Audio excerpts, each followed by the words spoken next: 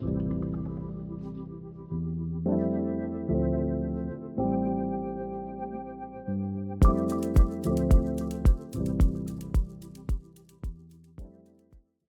everybody, Elizabeth here with Petals and Parchment. Welcome to my channel. Thank you for joining me today. Before we get started, let's go ahead and light our candles. I hope you're having a really nice crafty Saturday today. This candle smells so lovely. We are in week 17 of the Reflective Rolodex challenge, where we focus on mindfulness and gratitude and focusing on our art practices each week. Before we get started, I'd like to just take a few minutes to take a few deep breaths and relax a little bit before diving into our art projects. So if you'd like to join me, feel free to close your eyes if you're comfortable. And take a nice big deep breath in through your nose, relaxing your body, and exhale through your mouth. Let go of any tension that you might have for the week. Let go of any pressure you're feeling from work or relationships. And try to calm your mind. Take another big deep breath in and exhale. Allow yourself to get excited for this time in your art practice.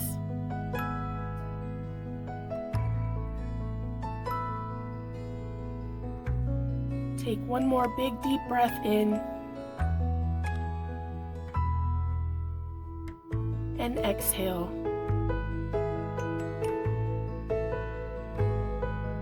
When you're ready, open your eyes and let's get started. Okay, so here I've got the journaling prompts, and these are just some things that you can look over, and if you feel like journaling, you can pick one that resonates with you and just jot down a few thoughts or ideas you're feeling about that particular one. Right now we're on week 4, but of course you can pick any of these that you like. You'll find these in the Google Drive that's been referenced under some of the previous videos. And this week I'd like to discuss giving back through art. How can you use your creativity to bring joy to others? And I think that this is really important.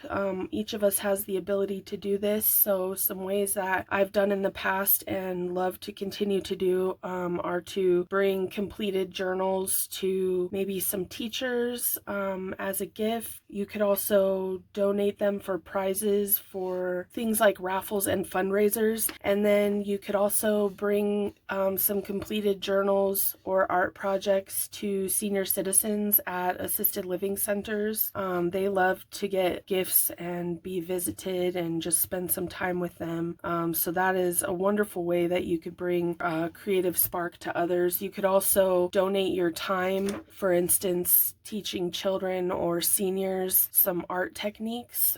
So that would be a lovely way to give back through art. I've also had an abundance of journals before because I've given them to everyone in my life, my family and friends.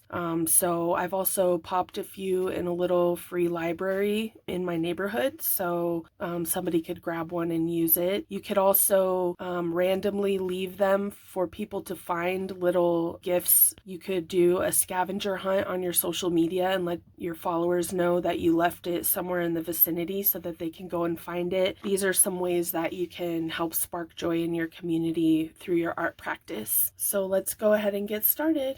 Okay, so from one of the previous weeks, I had this background that was just extra. This was from when I let the painted marbles roll over my card, so I thought I would just use this up today. And then I've also got some clear stamps that I got for my duck journal that I'm working on currently. I thought that these would go really well with the Rolodex because this month I'm focusing on April showers, bring May flowers. And so this little ducky has an umbrella and there's some raindrops and lily pads and things like that. So I thought this set would be really cute to use on my card this week. And then I've just got some archival ink. What I plan to do is stamp the image onto some mixed media paper and then color it with some alcohol markers.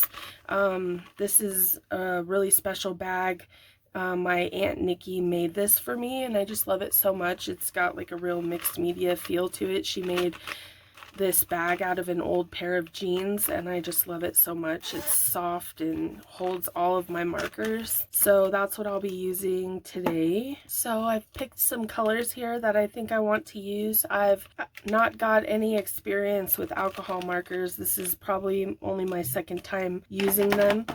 So we'll see how it goes. The first thing I wanted to do though was stamp some raindrops on the card in the background, and I've got Lost Shadow and Picket Fence, which is like sort of a light gray and a white color. So I haven't used these before. I'm hoping that they show up really well on this painted background. Let's see, I can see them faintly with the white. Let's see how the gray looks. That one looks a little bit brighter. Our little ducky's gonna be in a thunderstorm here. That gray is working a little bit better for me than the white. So that's what I have so far. Okay, I'm gonna move that to the side, and now I'm gonna stamp the ducky here, and I'm going to use archival ink for that. Don't want to risk the markers making the lines bleed. Okay, so I'm just going to bring the ink to the stamp, which I find works better for me in most cases.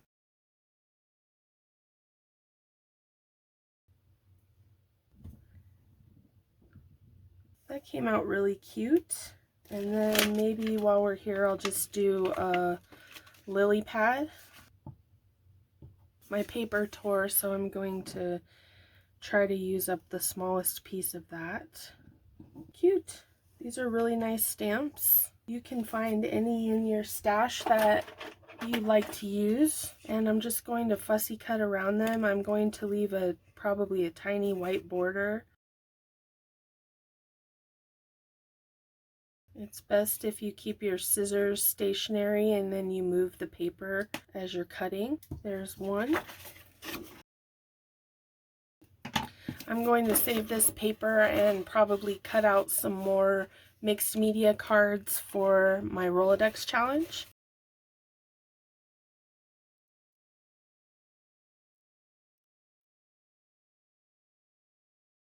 I was going to do something completely different today, and then just this idea popped into my head and I decided to roll with it. I hope it turns out well. So cute. I decided to select this Listen to Your Imagination because that's kind of what I did this morning when I saw these stamps had arrived. It might have been best to color it in before I cut it out, but we'll see.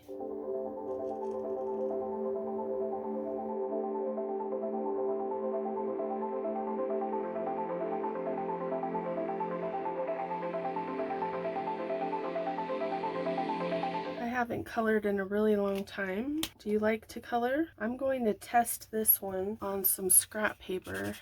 Okay, that's good. It looks a lot brighter on the marker itself, but it's pretty light, so I'm gonna just use that for this ducky here.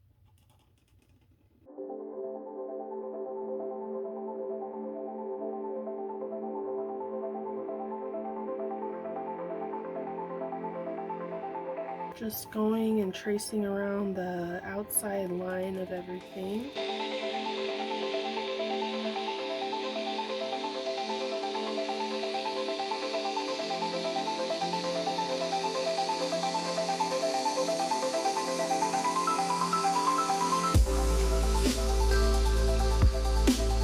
Okay, I definitely recommend coloring before you cut out.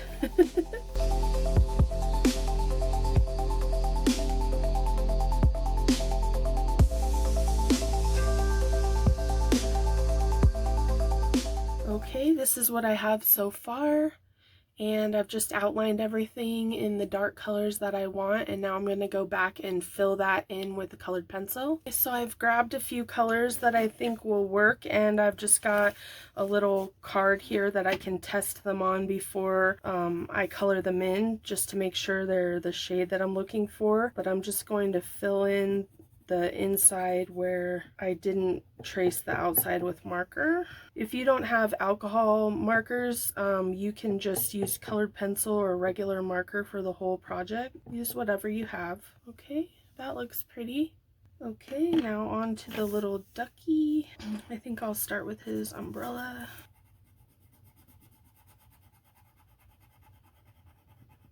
I see some really incredible artists do some things with markers and colored pencils. I don't have that skill. I'm just having fun. I don't understand shading very well, unfortunately. I see them do it and I'm like, oh yeah, that makes sense. And then when I go to do it, I don't really feel like I have a good grasp on how to do it correctly.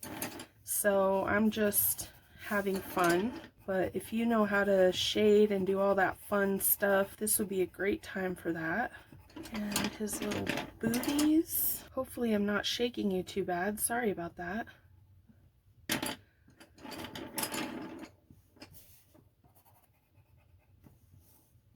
Okay, and then last but not least, I'm going to color him in one of these shades of yellow here.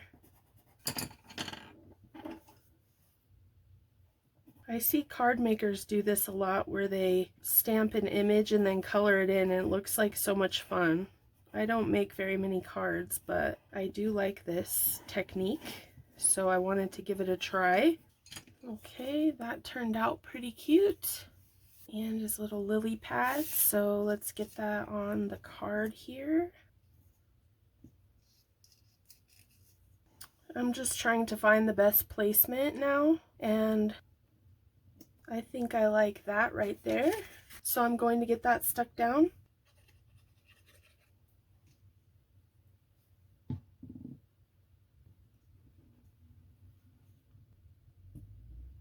Okay, there it is. Cute little stamped card that we colored in. Listen to your imagination. So I'd love to see if you give this technique a try. Share your cards in the Facebook group Petals and Parchment, and leave me a comment and let me know what you think. If you've tried this before, I'd love some tips. Thank you so much for joining me, and I hope you have a wonderful crafty weekend.